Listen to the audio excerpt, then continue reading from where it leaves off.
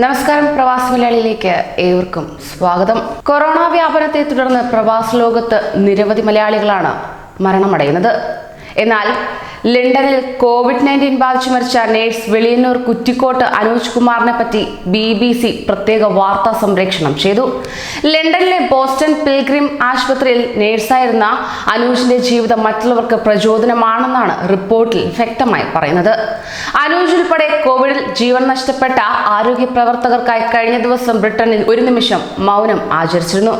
അനൂജിന്റെ അമ്മ ജഗദമ്മ അനൂജിന്റെ ഭാര്യ സന്ധ്യ എസ് നായരുടെ തൊടുപുഴ കൊലാനിയിലെ വീട്ടിലാണ് അനൂജിന്റെ ഇളയ മകൻ ഗോകുലും കൂടെയുണ്ട്. അച്ഛൻ പവിത്രൻ ജീവിച്ചിരിപ്പില്ല. സഹോദരി അജിത മുംബൈയിൽ നേഴ്സാണ്. 15 വർഷം മുമ്പ് ലണ്ടനിൽ പോയ അനൂജ് കഴിഞ്ഞ വർഷം ഏപ്രിലിൽ കുടുംബസമേതം നാട്ടിലെത്തിയിരുന്നു.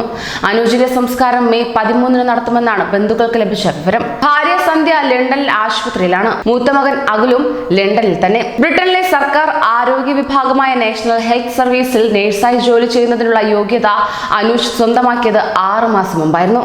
പ്രമേഹം ഉണ്ടായിരുന്നതിനാൽ കോവിഡ് കാലത്ത് ജോലിക്ക് പോകാതെ വീട്ടിലിരിക്കാനുള്ള സർക്കാർ നിയമം പ്രയോജനപ്പെടുത്താമായിരുന്നു.